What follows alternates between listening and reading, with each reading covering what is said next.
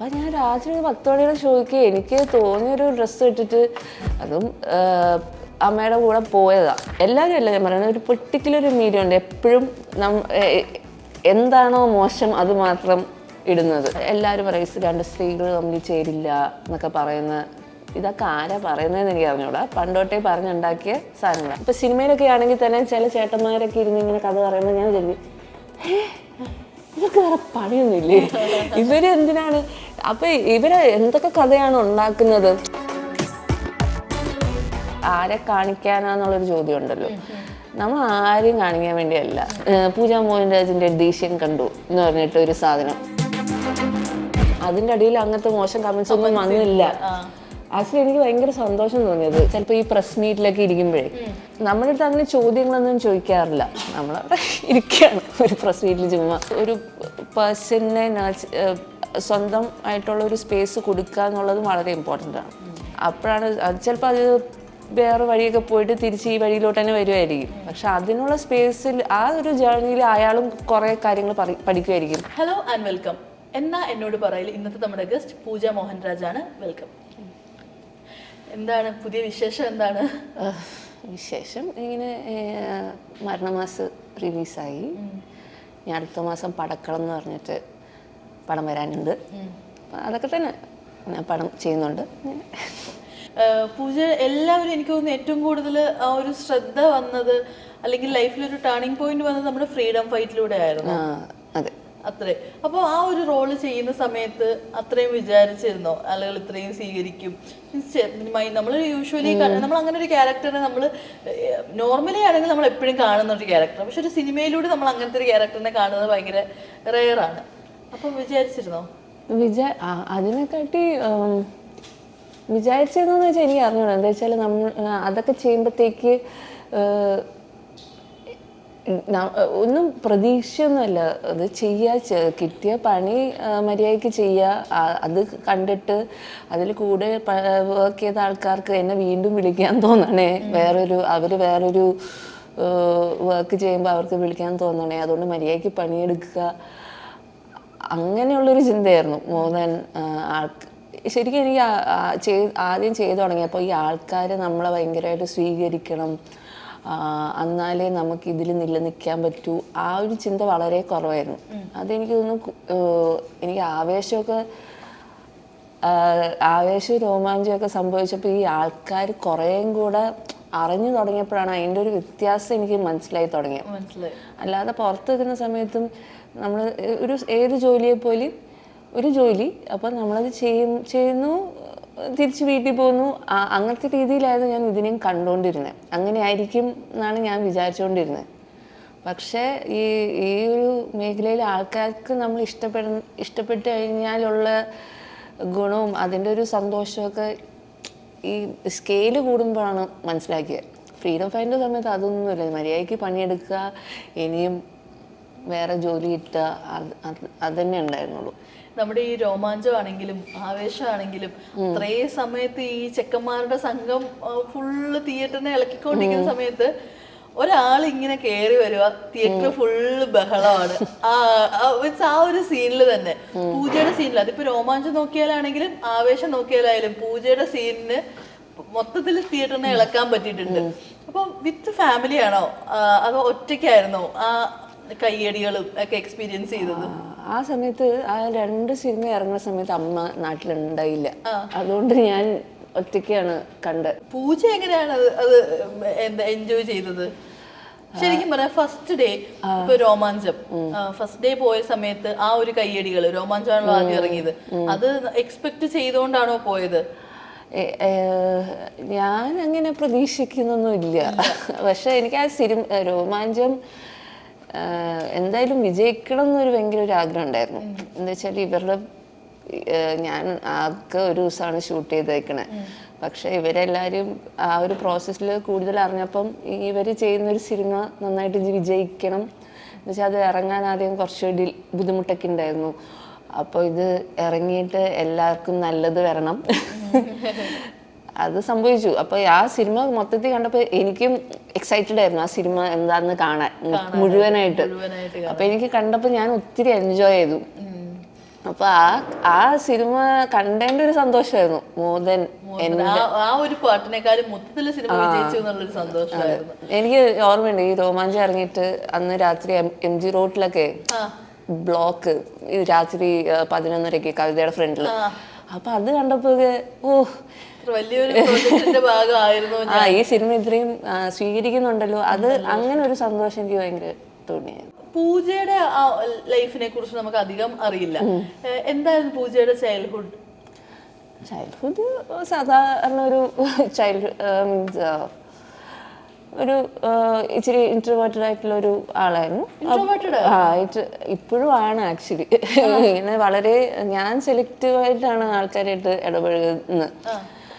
അതുകൊണ്ട് തന്നെ ഇപ്പൊക്കെ മറ്റേ സോഷ്യൽ ആങ്സൈറ്റി ഒക്കെ ഭയങ്കര കൂടുതലാണ്. ഇപ്പം എന്താ വെച്ചാൽ നമ്മൾ എൻഗേജ് ചെയ്യുന്നത് കുറേയും കൂടെ അറിയാത്ത കുറേ പേരായിട്ട് നമ്മൾ എൻഗേജ് ചെയ്യല്ലേ.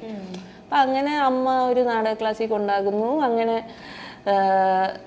മീൻസ് ഇത് മാറാൻ ഇച്ചിരി ഒരു സംസാരവും കാര്യങ്ങളൊക്കെ ഒന്ന് സെറ്റായ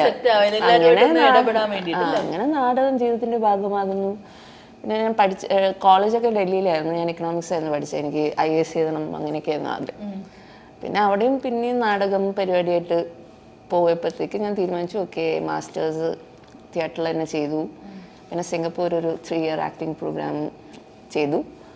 അപ്പം അത് കഴിഞ്ഞ് തിരിച്ചു വന്നു. ഇവിടെ വന്ന സമയം കോവിഡായി. അങ്ങനത്തെ കുറച്ച് എല്ലാവരെയും പോലെ തന്നെ അൺസർട്ടനിറ്റിയൊക്കെ ഉണ്ടായിരുന്നു. പിന്നെ പതുക്കെ പക്ഷെ ആ സമയത്ത് സിനിമ സംഭവിച്ചു എനിക്ക്. അപ്പം അതൊരു നല്ല പരിപാടിയായി. ഇപ്പം നമ്മൾ നേരത്തെ പറഞ്ഞായിരുന്നല്ലോ കുറച്ച് ഇൻട്രോവേർട്ടഡ് ആയിട്ടുള്ള ഒരാളാണ്. അതുപോലെ തന്നെ പുതിയ ആളുകളെ പരിചയപ്പെടുമ്പോൾ ആ ഒരു ആൻസൈറ്റി, സോഷ്യൽ ആൻസൈറ്റി ഇഷ്യൂസ് ഉണ്ടെന്ന്. ഇപ്പൊ യൂഷ്വലി ഇപ്പം പലരും ഇപ്പൊ നമ്മുടെ OCD ആണെങ്കിലും അല്ലെങ്കിൽ എന്താ പറയുക ADHD ആണെങ്കിലും ഇതൊക്കെ മറ്റു പലരും അതിൻ്റെ ആ ഒരു സീരിയസ്നെസ് അത്ര ഇതാക്കാണ്ട് വെറുതെ ടേംസ് ആയിട്ട് ഇങ്ങനെ യൂസ് ചെയ്യാറുണ്ട്. പൂജയുടെ പെർസ്പെക്റ്റീവിൽ അപ്പോൾ ഈ പറയുന്ന സോഷ്യൽ ആൻസൈറ്റി ഒക്കെ റിയൽ ലൈഫിൽ ഫീൽ ചെയ്യുന്ന ഒരാളാണ്.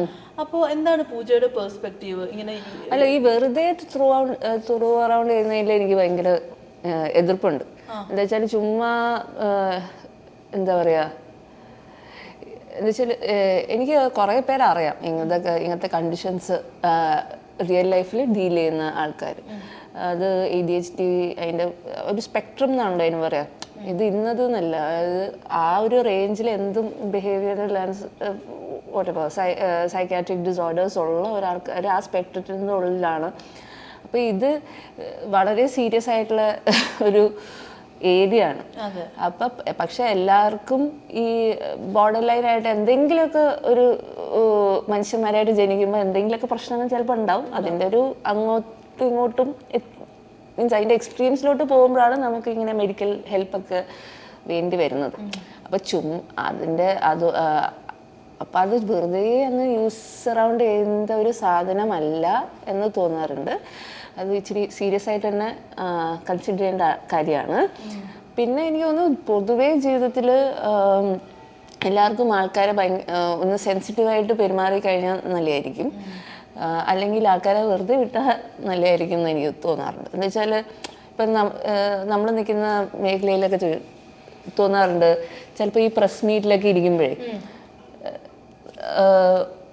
നമ്മുടെ അടുത്ത് അങ്ങനെ ചോദ്യങ്ങളൊന്നും ചോദിക്കാറില്ല. നമ്മളവിടെ ഇരിക്കുകയാണ് ഒരു പ്രസ് മീറ്റിൽ ചുമ്മാ. അപ്പോൾ ഞാനിങ്ങനെ ചിന്തിക്കാറുണ്ട്, ഇവരൊരു ചോദ്യങ്ങളും ചോദിക്കില്ലല്ലോ. ചിലപ്പോൾ ചോദിക്കാനുണ്ടാവില്ല, നമുക്ക് ആ സിനിമയിൽ അത്രയല്ലേ ഉള്ളൂ, അതുകൊണ്ടായിരിക്കാം. പക്ഷെ ഇറങ്ങിക്കഴിഞ്ഞാൽ പിറ്റേ ദിവസം നമ്മൾ ഇൻസ്റ്റഗ്രാം ഓർക്കുമ്പോഴത്തേക്ക് നമ്മൾ വെറുതെ ഇത് കേട്ടുകൊണ്ടിരിക്കുമ്പോൾ ചിലപ്പം ഇങ്ങനെ മുഖത്ത് വരുന്ന ഭാവങ്ങളും ആ എന്തെങ്കിലും ഒരു മിസ്റ്റേക്ക് ഉണ്ടാക്കാൻ കാത്തിരുന്നിട്ട് അത് വെട്ടി സോഷ്യൽ മീഡിയയിൽ റീലായിട്ടും കണ്ടു ആ നടിയുടെ ദേഷ്യം കണ്ടു എന്നൊക്കെ പറഞ്ഞിട്ട് അതൊക്കെ കാണുമ്പോൾ നമുക്ക് ഇച്ചിരി ഇറിറ്റേറ്റഡ് ആവാറുണ്ട്. ഇപ്പൊ പുറത്തിറങ്ങുന്ന സമയത്ത് ആർട്ടിസ്റ്റുകളുടെ പിന്നിൽ എപ്പോഴും നിങ്ങൾ എവിടോട്ട് ഇറങ്ങിയാലും കാണുമല്ലോ ക്യാമറ വെച്ചിട്ട്, അത് ഡിസ്കംഫോർട്ട് തോന്നാറുണ്ടോ? അപ്പോ തോന്നാറുണ്ട്. പിന്നെ അതിപ്പം അതിനോട് എങ്ങനെയാണ് റെസ്പോണ്ട് ചെയ്യുന്നതെന്ന് ഇതുവരെ എനിക്ക് അറിയില്ല. എന്താ വെച്ചാൽ ഒരുപക്ഷെ നമ്മുടെ സിനിമയായിട്ട് ബന്ധപ്പെട്ട് പോകുന്ന സ്ഥലങ്ങളിലായിരിക്കും ഇവരുണ്ടാവുക. പക്ഷെ ചിലപ്പം അല്ലാത്ത സ്ഥലങ്ങളിലും ഉണ്ടാവാറുണ്ട്. അപ്പം അത് ഇപ്പോഴും ഞാനത് കൺഫ്യൂസ്ഡ് ആണ് ഇപ്പോഴും. അതൊരു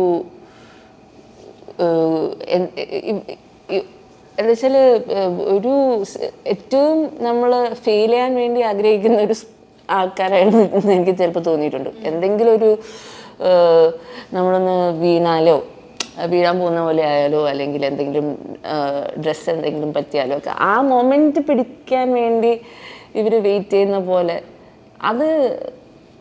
അത് ഇച്ചിരി നമുക്ക് പേടി, ഒരു ഭയങ്കര ഡിസ്കംഫർട്ടും നമ്മൾ ഒട്ടും സേഫ് അല്ലാത്ത പോലെയൊക്കെ തോന്നുന്ന ഏരിയ ആണ്. അപ്പം ചില ആൾക്കാരൊക്കെ ഇങ്ങനെ വീഡിയോ എടുക്കുമ്പോൾ പറയും, ആ ചേച്ചിയുടെ കണ്ടന്റ് വന്നാൽ ഞങ്ങൾക്ക് ഭയങ്കര റീച്ചാണ്. അപ്പോൾ എന്നിട്ട് ഇങ്ങനെ പുറകെ വരും. അപ്പം അത് എന്താ ചെയ്യേണ്ടതെന്ന് അറിയില്ല. അപ്പം ചില ഒരു പെർട്ടിക്കുലർ 2-3 മീഡിയ ഉണ്ട്, എല്ലാവരും അല്ല ഞാൻ പറയുന്നത്, ഒരു പെർട്ടിക്കുലർ മീഡിയ ഉണ്ട് എപ്പോഴും എന്താണോ മോശം അത് മാത്രം ഇടുന്നത്. അപ്പം എനിക്ക് പേരറിയാം. പക്ഷെ ഞാൻ ഇദ്ദേഹത്തെ കാണുമ്പോൾ ഏറ്റവും പാവപ്പെട്ട നല്ലൊരു ഇന്നസെൻ്റ് ആയിട്ടുള്ളൊരു ചിരിയുള്ള ഒരു മനുഷ്യനാണ് ഇവരുടെ വീഡിയോസ് എടുക്കുന്നത്. ഇപ്പം നമുക്ക് സ്ഥിരമായിട്ട് കാണുന്നതുകൊണ്ട് അറിയാലോ. ചേച്ചി ഒന്ന് നോക്ക്, ചേച്ചി ഒന്ന് ചിരിയോ, ആ ചേച്ചി. എന്നിട്ട് അതിൻ്റെ ഇന്നലെയാണ് പൂജാ മോഹൻരാജിൻ്റെ ദേഷ്യം കണ്ടു എന്ന് പറഞ്ഞിട്ട് ഒരു സാധനം. ഞാൻ പറഞ്ഞ ഇവരടുത്ത പ്രാവശ്യം ഇവൻ്റെ കൂടെ ഒരു ഫോട്ടോ എടുക്കാം, ഇവരാണ് ഈ പരിപാടി ഒപ്പിക്കുന്നതെന്ന്. എന്താ വെച്ചാൽ നമുക്കറിയാം ആൾക്കാർ, അത് നീലക്കുയിലല്ല. ഇപ്പം ഈ നീലക്കുയിൽ എന്നുള്ള പേര് ഭയങ്കര അട്രാക്റ്റീവ് ആയതുകൊണ്ടാണ് എല്ലാവരും കൂടെ ചേർത്തിട്ട് നീലക്കുയിൽ എന്നാണ് വിളിക്കുന്നത്. പക്ഷെ നീലക്കുയിലിൻ്റെ ആൾക്കാരും എനിക്ക് പേഴ്സണലി കാണുമ്പോൾ അവരാണ് പിന്നെയും പെർമിഷനൊക്കെ എടുക്കല്ലേ എന്നൊക്കെ പറഞ്ഞാൽ എടുക്കാതെ ഇരുന്നിട്ടുണ്ട്.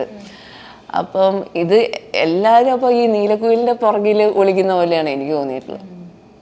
അപ്പം എനിക്ക് അത് ഭയങ്കര ബുദ്ധിമുട്ടായിട്ട് തോന്നിയിട്ടുണ്ട്. പിന്നെ ഞാൻ ഈ പേര് പറയാത്ത തന്നെ എന്തിനാണ് വെറുതെ അത്രയും അറ്റൻഷൻ കൊടുക്കുന്നത്, എന്നിട്ട് അവരുടെ പേജിൽ പോയി കുറച്ചും കൂടെ ഒന്ന് നോക്കി, അതുകൊണ്ടാണ് ഞാൻ പറയാത്തത്. അതെ അതെ അതെ.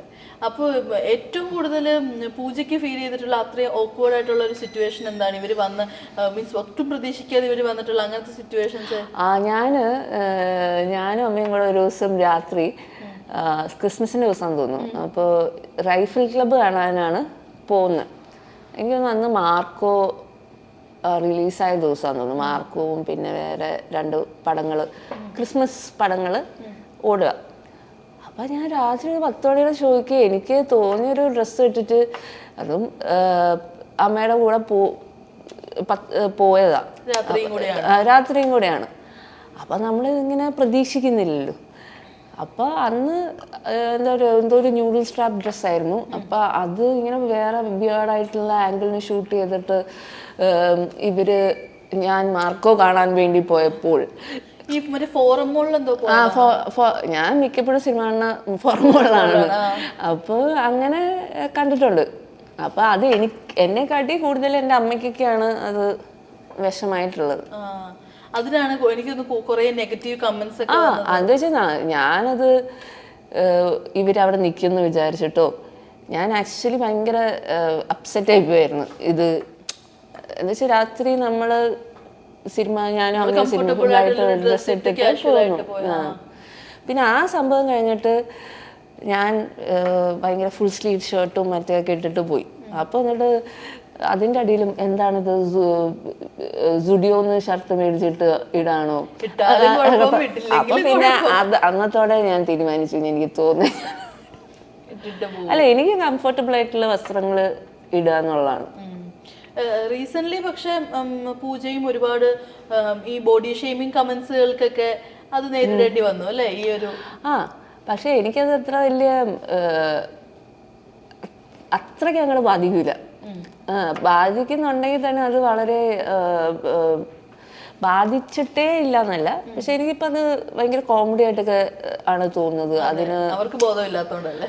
എന്താ വെച്ചാൽ നമ്മൾ റിയൽ ടൈമിൽ എൻഗേജ് ചെയ്യുന്ന പല ആൾക്കാർക്കും അങ്ങനത്തെ പ്രശ്നങ്ങളൊന്നും ഇല്ല. അപ്പൊ പിന്നെ എന്താണ് കുഴപ്പം? പക്ഷെ ഇവര് സത്യം പറഞ്ഞാല് ഇവരുദ്ദേശിക്കുന്ന ഒരു സോ കോൾഡ് ബോഡി ടൈപ്പുകാർ ഈ നൂഡിൽസ് സ്ട്രാപ്പ് ഇട്ട് കഴിഞ്ഞാൽ ഇവർക്ക് പ്രശ്നമില്ലല്ലോ. ഇല്ല, ഞാൻ അതും ശ്രദ്ധിച്ചിട്ടുണ്ടായില്ലേ.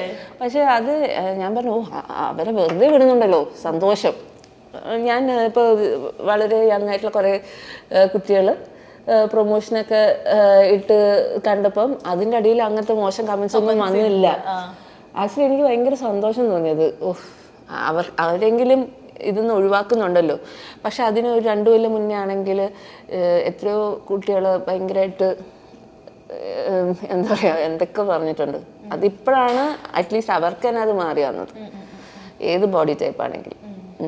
അപ്പം ഇത് ഈ പറഞ്ഞ പോലെ ഒരു ഇവര് വിചാരിക്കുന്നത് വെച്ച് കഴിഞ്ഞാൽ ഒരു സോക്കോൾ ബോഡി ടൈപ്പ് ഉള്ള ആളുകൾക്ക് അല്ലെങ്കിൽ ഒരു കൈൻഡ് ഓഫ് കളർ ആണെങ്കിലും മീൻസ് ഒരു കളറുള്ളവർക്കാണെങ്കിൽ എന്തും ഇടാം, വേറെ കളറുള്ള അങ്ങനെയും ബോഡി ഷേമിംഗ് ഒക്കെ ഒരുപാട് പേർക്ക് ഇങ്ങനെ വരാറുണ്ട്. അപ്പം ഇങ്ങനത്തെ സംഭവങ്ങളൊക്കെ നോക്കി കാണുമ്പോ എന്താ പൂജയ്ക്ക് ഫീൽ ചെയ്യാറ്? ഞാൻ ഇതൊരു എല്ലാവരെയും നമുക്ക് പോയി തിരുത്താൻ പറ്റില്ല. ഇതിൽ മിക്ക കമൻസ് നമ്മൾ നോക്കിയാൽ കുറേ പേരുടെ ഫേക്ക് അക്കൗണ്ട്സ് ആണ്. അപ്പം അത് basically it talks about the other person. സ്വന്തം പ്രൊഫൈലിൽ നിന്ന് വന്ന് കമൻറ്റ് ചെയ്യാൻ പറ്റാത്ത ആൾക്കാർ അവരുടെ ഫ്രസ്ട്രേഷൻ തീർക്കാൻ വേണ്ടി വേറൊരു ഫേക്ക് അക്കൗണ്ട് ഉണ്ടാക്കി അതിൽ നിന്ന് വന്ന് കമൻറ്റ് ചെയ്യുന്നു, അത്രേ ഉള്ളൂ. അപ്പോൾ അവരുടെ ജീവിതത്തിൽ അതിൽ കുറച്ച് ഫ്രസ്ട്രേഷൻ കുറഞ്ഞു കിട്ടുന്നെങ്കിൽ ചെയ്തോട്ടെ. അല്ലാണ്ട് നമുക്കിത് എല്ലാവരുടെ അടുത്തും പോയി എല്ലാ ദിവസവും ഒഫൻഡഡ് ആവാനോ അങ്ങനെ നമ്മുടെ എനർജി കളയാനോ ഒന്നും സമയമില്ല. അത് നമ്മുടെ ഒരു മെന്റൽ ഹെൽത്തിനും ബാധിക്കും. നമ്മുടെ ഫാമിലി ഇത് കാണുമ്പോൾ അവർക്ക് ഇപ്പം വിഷമമായിട്ടുണ്ടോ? അമ്മയ്ക്കൊക്കെ തീർച്ചയായിട്ടും വിഷമമൊക്കെ അമ്മയ്ക്കാണ് അത് വിഷമമായിട്ടുള്ളത്. എന്താ വെച്ചാൽ ഞാനൊക്കെ അമ്മയടുത്ത് പറയാറുണ്ട്, ഈ റീലൊന്നും തപ്പിപ്പിടിച്ച് കാണല്ലേ.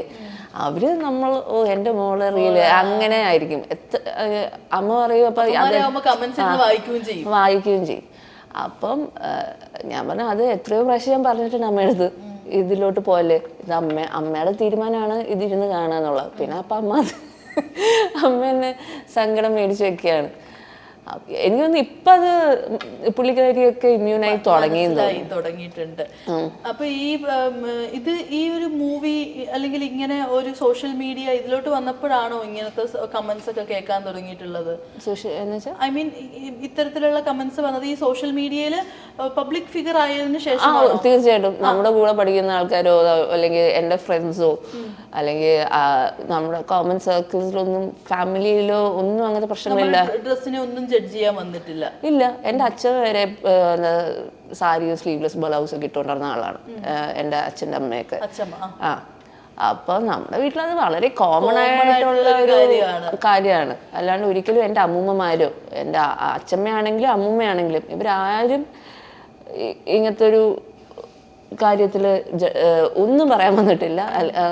ആസ്വദിക്കുകയൊക്കെ ചെയ്തിട്ടുള്ളൂ. എന്ത് പുതിയ ഫാഷൻ വന്നാലും ഒക്കെ നമ്മൾ വൃത്തിയോടില്ലാതെ നടക്കുക, അത്രേ ഉള്ളൂ. നമുക്ക് കണ്ണാടി നോക്കുമ്പോൾ ഒരു സാറ്റിസ്ഫാക്ഷൻ.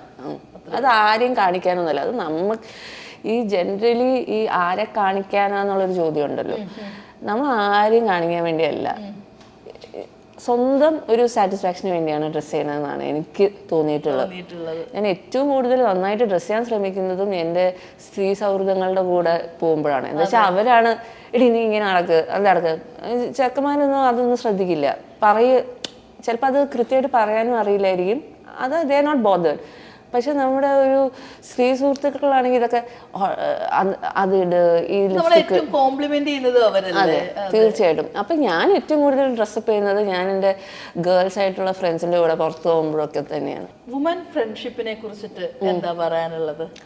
ഏറ്റവും നല്ല സൗഹൃദങ്ങൾ ഉണ്ടായിട്ടുള്ളത് ഈ ഒരു ലേറ്റ് 20s കഴിഞ്ഞ ശേഷമാണ് സ്ത്രീ സൗഹൃദങ്ങൾ ഏറ്റവും നല്ല സ്ത്രീ സൗഹൃദങ്ങൾ ഉണ്ടായിട്ടുള്ളത്. അത് ഞാൻ നേരത്തെ വേറെ ഇൻ്റർവ്യൂസിലൊക്കെ പറഞ്ഞിട്ടുണ്ട്. അതായത് ഈ ഒരു സമയമാകുമ്പോഴത്തേക്ക് സ്ത്രീകളും ഇച്ചിരിയും കൂടെ സോർട്ടഡ് ആവും. അല്ലെങ്കിൽ ഈ കുറേ കണ്ടീഷനിങ്, സൊസൈറ്റൽ പ്രഷേഴ്സ്, പിന്നെ എല്ലാവരും പറയും 2 സ്ത്രീകൾ തമ്മിൽ ചേരില്ല എന്നൊക്കെ പറയുന്ന ഇതൊക്കെ ആരാ പറയുന്നതെന്ന് എനിക്ക് അറിഞ്ഞൂടാ. പണ്ടോട്ടേ പറഞ്ഞുണ്ടാക്കിയ സാധനങ്ങളാണ്. അതെനിക്ക് തോന്നുന്നു ഒരു പെട്രിയാർക്കൽ സൊസൈറ്റിയുടെ ഭാഗമായിട്ട് വന്ന ചൊല്ലുകളായിരിക്കാം. അത് പറയുന്നില്ല. പക്ഷെ ഇങ്ങനെ അതേപോലെ തന്നെ 2 ആണുങ്ങളും ഒരുമിച്ച് നിന്നാൽ ചേരാത്ത പല സാഹചര്യങ്ങളും ഉണ്ടായിട്ടുണ്ടാവാം. പക്ഷെ ഈ സ്ത്രീകളാകുമ്പോഴാണ് അത് അങ്ങനെ ജെൻഡർ ചേർത്ത് പറയുന്നത്. സ്ത്രീകളായിട്ട് ആലുമുണ്ടായിട്ടുണ്ട്. അതേപോലെ തന്നെ സ്ത്രീകളായിട്ട് നല്ല സൗഹൃദങ്ങളും ഉണ്ടായിട്ടുണ്ട്. എന്ന് വെച്ചാൽ നമുക്ക് സർക്കംസ്റ്റാൻഷ്യലി നമ്മളായിട്ട് റിലേറ്റ് ചെയ്യാൻ പറ്റുന്നത് ചിലപ്പോൾ നമ്മുടെ സ്ത്രീ സൗഹൃദങ്ങളായിരിക്കും. അപ്പോൾ ഇപ്പം ഞാനത് ഭയങ്കരമായിട്ട് എൻജോയും ചെയ്യുന്നുണ്ട്. ഇപ്പൊ നമ്മളെല്ലാം ഗുഡ് ഫ്രണ്ട്ഷിപ്പ്, ഗുഡ് റിലേഷൻഷിപ്പിന്റെ കാര്യമാണ് പറഞ്ഞത്. ലൈഫിൽ ടോക്സിക് പേഴ്സൺസ് വന്നിട്ടുണ്ടോ? തീർച്ചയായിട്ടും ഉണ്ടാവും. അത് അത് അഗൈൻ സ്ത്രീകളും പുരുഷന്മാരും ഒക്കെ ഉണ്ടാവും. അത് ജെൻഡർ ഒന്നും ഇല്ല അതിൽ. നമുക്ക് ചെറുപ്പത്തിൽ നമ്മുടെ സ്കൂളിൽ പഠിച്ച ടീച്ചർമാർക്ക് എന്തുകൊണ്ടായിരുന്നു നമ്മളോട് ഇത്ര കലിപ്പ് എന്നൊക്കെ ചിലപ്പോൾ നമ്മൾ അത് തോന്നൂലേ. നമ്മളെ പഠിപ്പിച്ച മിക്ക ടീച്ചർമാരും, സ്കൂളിൽ പഠിപ്പിച്ച ടീച്ചർമാർ മിക്കവരും സ്ത്രീകളായിരിക്കും. അപ്പോൾ ഇവർക്ക് ചില സമയത്ത് നമ്മളോട് ഭയങ്കര എന്തോ ഒരു ദേഷ്യമുള്ള പോലെയാണ്. എന്തെങ്കിലും കാരണം കണ്ടുപിടിച്ച് എങ്ങനെയെങ്കിലും ഒന്ന് പ്രശ്നം ഉണ്ടാക്കുക, പ്രിൻസിപ്പളിൻ്റെ മുറിയിൽ കയറ്റുക, ഇതൊക്കെ ആയിരിക്കും ചിലപ്പോൾ ഹോബി. അല്ലാത്ത ടീച്ചർമാരും ഉണ്ടാവും. അതേ സമയത്ത് നമ്മളെ വിളിച്ച് ഇതേ പണി വരുന്നുണ്ടേ എന്ന് പറഞ്ഞു തരുന്ന ടീച്ചേഴ്സും ഉണ്ടാവും. അപ്പം അങ്ങനെ 2 കാറ്റഗറിയാണ്. അപ്പം ആണുങ്ങളാണെങ്കിൽ അതേപോലെ തന്നെയാണ്. ഇപ്പം നല്ല ആണുങ്ങൾ സൗഹൃദങ്ങൾ ഉണ്ടായിട്ടുണ്ടാവും. ചില സമയത്ത് ഏറ്റവും കൂടുതൽ ഈ ഗോസിപ്പ് ചെയ്യുന്നത് ആണുങ്ങളാണെന്ന് എനിക്ക് തോന്നിയിട്ടുണ്ട്. എപ്പോഴും അത് പറയുക സ്ത്രീകളാണ് ഗോസിപ്പ് ചെയ്യുക എന്നുള്ളതാണ്. പക്ഷെ അതൊരു സ്ത്രീകളുടെ കൂടെ ഉള്ള ഗോസിപ്പ് എന്താ വെച്ചാൽ നമുക്ക് ചില സമയത്ത് ഒരു ഹെൽത്തി ഒരു ഗോസിപ്പിംഗ് ഉണ്ടല്ലോ. വെറുതെ ഇന്ന് 2 കുറ്റം പറയാം, ആ സ്പേസിൽ തീർന്നു. പക്ഷേ ആണുങ്ങളാണ് മറ്റേ പെണ്ണുണ്ടല്ലോ അവിടെ പോയി, ഇത് വന്ന് ഇവിടെ പോയി. ഇപ്പൊ സിനിമയിലൊക്കെ ആണെങ്കിൽ തന്നെ ചില ചേട്ടന്മാരൊക്കെ ഇരുന്ന് ഇങ്ങനെ കഥ പറയുമ്പോൾ ഞാൻ വിചാരിക്കും, ഇവർക്ക് വേറെ പണിയൊന്നുമില്ലേ, ഇവര് എന്തിനാണ്? അപ്പൊ ഇവര് എന്തൊക്കെ കഥയാണ് ഉണ്ടാക്കുന്നത്. ചിലപ്പോൾ നമുക്ക് നമ്മളും അതേ സ്പേസിൽ ഈ ഇൻസിഡന്റ് കണ്ടിട്ടുണ്ടാവും. അങ്ങനെ ആയിരിക്കില്ല സംഭവിച്ചിട്ടുണ്ടാവില്ല. പക്ഷെ ഞാൻ പറയും ഇവര് ഇതെന്താണിത് എന്ന് അപ്പൊ ഞാൻ പറയും അങ്ങനെ ഞാൻ കണ്ടിട്ടുണ്ട്. അപ്പോൾ അതില് പേഴ്സണലി നിങ്ങൾ എന്താണ്, അതാണ് കാര്യം. ഡിഫൈൻ ലവ് എന്ന് പറയുകയാണെങ്കിൽ എന്താണ് പൂജയുടെ പെർസ്പെക്റ്റീവിൽ ലവ്? ലവ് എന്ന് പറഞ്ഞാൽ എന്താ പറയാ, നമുക്ക് ആ ഒരു സ്പേസിൽ എന്താ പറയാ, ഇനി എവിടെയോ വായിച്ചിട്ടുണ്ട്. അതായത് love is something where you, നമ്മൾ ഈ 2 പേരും ഇൻവോൾവ് ആയിട്ടുള്ള ആൾക്കാർ, അത് ഏത് റിലേഷൻഷിപ്പും ആയിക്കോട്ടെ, ഇപ്പോൾ ഫ്രണ്ട്ഷിപ്പ് ആകും. അതായത് ആ ഒരു സ്പേസിൽ നമ്മൾ വില്ലിങ് ആയിരിക്കണം അവരെ ആ പ്രോസസ്സിൽ നമ്മൾ ഗ്രോ ചെയ്യാനും, അതേസമയത്ത് നമ്മൾ സെൽഫായിട്ട് ഗ്രോ ചെയ്യാൻ പറ്റുന്ന ഒരു സ്പേസ് ആണെങ്കിൽ അവിടെ ലവ് എക്സിസ്റ്റ് ചെയ്യുന്നു എന്നുള്ള രീതി. അപ്പം നമുക്ക് ആ ഒരു വ്യക്തിയുടെ വളർച്ചയിൽ നമുക്ക് ഇൻവെസ്റ്റ് ചെയ്യാൻ പറ്റുമോ, അതേസമയത്ത് നമ്മളെ വളർച്ചയ്ക്ക് അവർ തടസ്സമാതിരിക്കുന്ന വ്യക്തികളും ആണെങ്കിൽ അവിടെ സ്നേഹമുണ്ടെന്ന് എന്നുള്ള രീതിയിൽ എനിക്ക് തോന്നുന്നു അത് തന്നെയാണെന്ന് തോന്നുന്നു. അല്ലാതെ നമുക്ക് എപ്പോഴും ഒരു കുറ്റം പറഞ്ഞുകൊണ്ടിരിക്കുക, എപ്പോഴും ഒരു നെഗറ്റിവിറ്റി പറഞ്ഞുകൊണ്ടിരിക്കുക, ആ ഒരു എനർജിയാണ് നമുക്ക് കിട്ടുന്നതെങ്കിൽ നമുക്ക് ആ ഒരു സ്പേസിൽ വളരാൻ ബുദ്ധിമുട്ടാണ്. ഇച്ചിരി അപ്രിഷ്യേറ്റീവ് ആയിട്ടുള്ള ഒരു ഹെൽത്തി ആയിട്ടുള്ള നഴ്സറിങ് ആയിട്ടുള്ള സ്പേസ് ആണെങ്കിൽ നമുക്ക് കുറച്ചും കൂടെ ഒരു ശോഭിക്കാൻ പറ്റുന്നു. അല്ലെങ്കിൽ ഇത് നമ്മുടെ കുറേ സമയവും എനർജിയും വേസ്റ്റ് ചെയ്യും, ഭയങ്കര എക്സോസ്റ്റീവ് ആയിപ്പോ. അപ്പോൾ പൂജ എങ്ങനെയാണ് ഇമോഷണലി ഒരു റിലേഷൻഷിപ്പ്, എനി റിലേഷൻഷിപ്പ് ആകാം, ഇമോഷണലി കൂടുതൽ അറ്റാച്ച്ഡ് ആയിട്ടുള്ള ഒരു പേഴ്സൺ ആണോ? എങ്ങനെയാണ് പൂജയുടെ ലവ് എക്സ്പ്രസ് ചെയ്യാൻ ആഗ്രഹിക്കുന്നത്? ഞാൻ ഭയങ്കര അറ്റാച്ച്ഡ് ഇമോഷണലാണ്. പക്ഷെ അതേ സമയത്ത് ഡിറ്റാച്ച് ചെയ്യാനും പറ്റും. പക്ഷെ അത് ആ ഒരു പ്രോസസ്സ് പഠിച്ചതാണ്. എന്ന് വെച്ചാൽ നമ്മൾ ഓവറായിട്ട് സ്നേഹിച്ചാലും അത് കുറേ പേർക്ക് ബുദ്ധിമുട്ടാണ്. എന്താ വെച്ചാൽ നമ്മൾ ഭയങ്കരമായിട്ട് എല്ലാത്തിലും ഇടപെടുക. അപ്പോൾ അതിനൊരു ലാക്ക് ഓഫ് ബൗണ്ടറീസ് എന്നുള്ള ഒരു ഏരിയയിലോട്ട് പോവും. അപ്പം അത് ഈ എന്ത് തരത്തിലുള്ള സ്നേഹമാണെങ്കിൽ അതിലൊരു ബഹുമാനം വേണം. അപ്പോൾ ഇപ്പോൾ നമ്മൾ പറയാണ് ഇങ്ങനെ ചെയ്യണം കേട്ടോ, ചിലപ്പോൾ അവർ ചെയ്യില്ല. അത് ആ വ്യക്തിക്കും കൂടെ അത് ചെയ്യാതിരിക്കാനുള്ള സ്വാതന്ത്ര്യം ഉണ്ട് എന്ന് മനസ്സിലാക്കിയിട്ട് നമ്മൾ പറഞ്ഞുകൊണ്ടിരിക്കാതിരിക്കുക. ചിലപ്പോൾ നമ്മൾ പറയുന്നത് ശരിയായിട്ടുള്ളൊരു കാര്യമായിരിക്കാം, എങ്കിൽ പോലും അത് ഒരു പേഴ്സണിനെ സ്വന്തം ആയിട്ടുള്ള ഒരു സ്പേസ് കൊടുക്കുക എന്നുള്ളത് വളരെ ഇമ്പോർട്ടൻ്റ് ആണ്. അപ്പോഴാണ് അത് ചിലപ്പോൾ അത് വേറെ വഴിയൊക്കെ പോയിട്ട് തിരിച്ച് ഈ വഴിയിലോട്ട് തന്നെ വരുമായിരിക്കും. പക്ഷെ അതിനുള്ള സ്പേസിൽ ആ ഒരു ജേർണിയിൽ അയാളും കുറേ കാര്യങ്ങൾ പഠിക്കുമായിരിക്കും. ചിലപ്പോൾ നമ്മളെ കൂടുതൽ ട്രസ്റ്റ് ചെയ്യാനും പഠിക്കുമായിരിക്കും.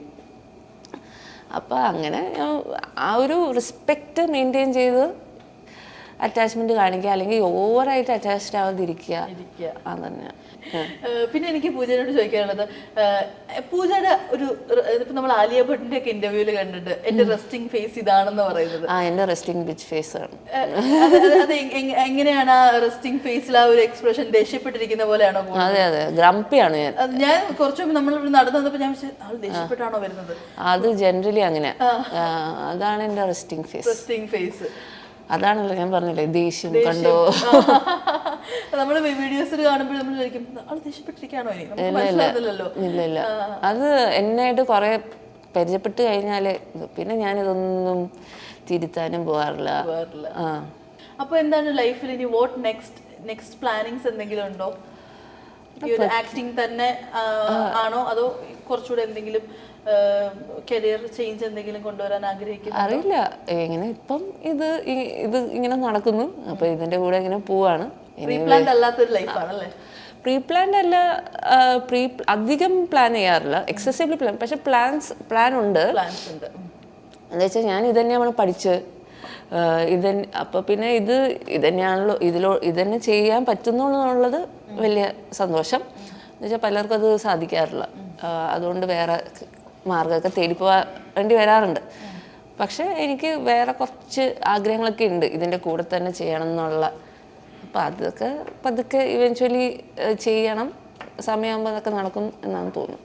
അപ്പോൾ എന്തായാലും പൂജയുടെ ഈ പ്ലാനിങ്ങിലുള്ളതും ഇപ്പോഴത്തെ ലൈഫ് എന്തായാലും അടിപൊളിയായിട്ട് പോട്ടെ. ഇപ്പോൾ എക്സ്ട്രീംലി ഹാപ്പി ആണെന്ന് പറഞ്ഞു, അപ്പോൾ അത് അതുപോലെ തന്നെ പോട്ടെ.